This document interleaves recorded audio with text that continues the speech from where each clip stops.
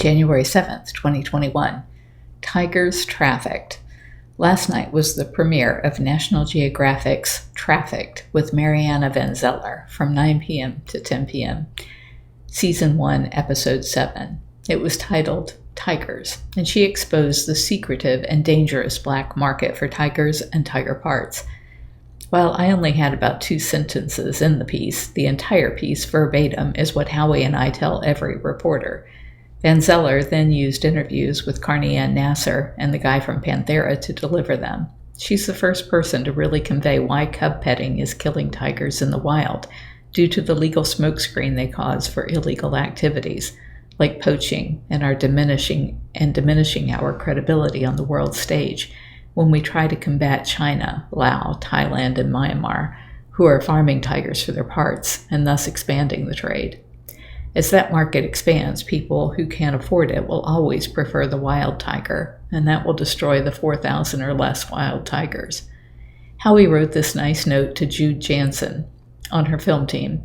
I find the most difficult thing to explain in our work on the Big Cat Public Safety Act is the connection between our untracked captive population, driven by cub petting, and the tiger in the wild.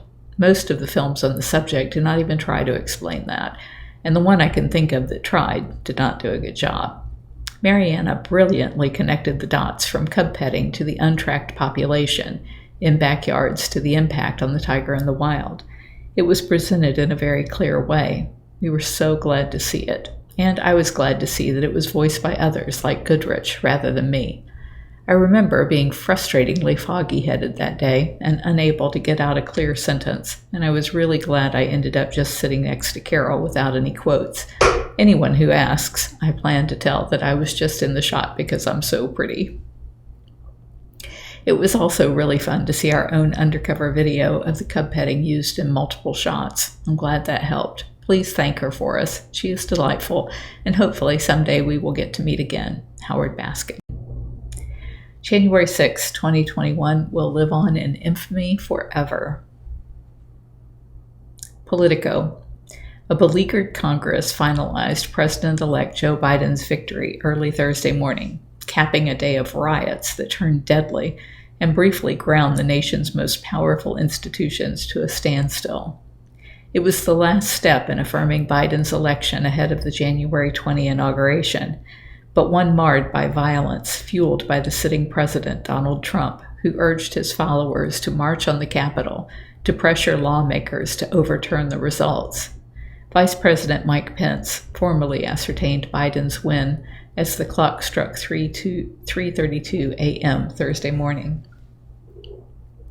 Though the outcome was never in doubt, Trump fashioned the bicameral congressional session as a last stand of sorts, pleading for weeks with supporters to descend on Washington to disrupt the ceremonial electoral vote counting process. Thousands complied, rushing Capitol Police and plunging the typically ceremonial proceedings into mayhem.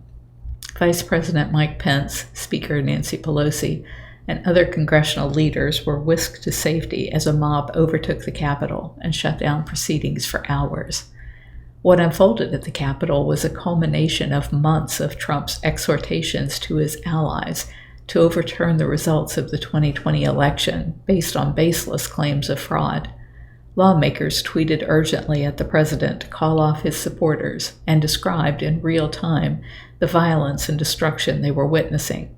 Some immediately called Trump's conduct impeachable, while others, Republicans and Democrats, described it as a coup attempt and an insurrection.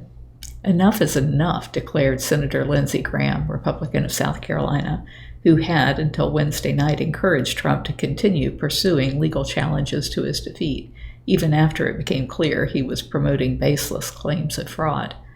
It took a wave of police and National Guard reinforcements to finally return the Capitol to order by Wednesday evening.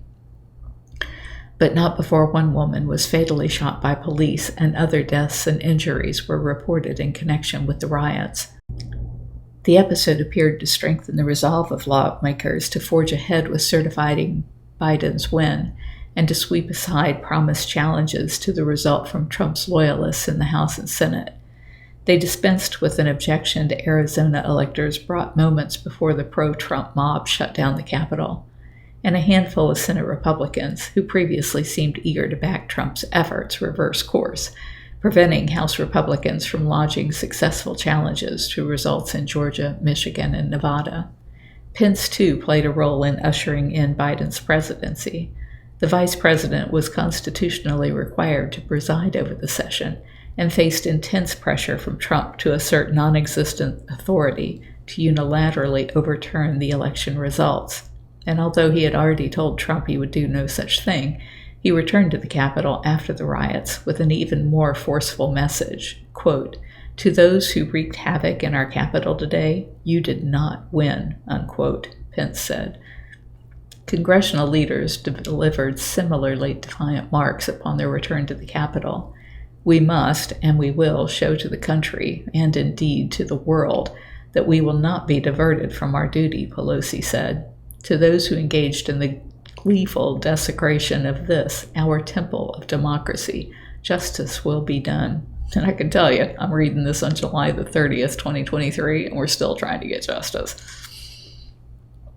Some has been accomplished. Spoiler alert. Senate Minority Leader Chuck Schumer, who earlier in the day was in a celebratory mood over his party's surge to victory in 2 Georgia Senate runoffs, likely catapulting him to a majority leader later this month, pinned the violence on Trump's incitement and said January 6, 2021 would go down alongside the attack on Pearl Harbor as a day that will live in infamy. Senate Majority Leader Mitch McConnell labeled the riots as a failed insurrection. "We're going to go back and do business," Senator Joe Manchin, a Democrat in West Virginia, told reporters. "Whatever it takes, these thugs are not running us off." At around 10:30 p.m., the Senate rejected a challenge to the Arizona's Electoral College votes, 6-93. The riot in the Capitol earlier in the day caused at least 8 Senate Republicans to withdraw their objections to Biden's Electoral College win. But Senators Josh Hawley, a Republican from Missouri, Ted Cruz, Republican from Texas, Cindy Hyde-Smith, a Republican from Mississippi, Roger Marshall, Republican from Kansas, Tommy Tuberville, a Republican from Alabama, and John Kennedy, a Republican from Louisiana, voted in favor.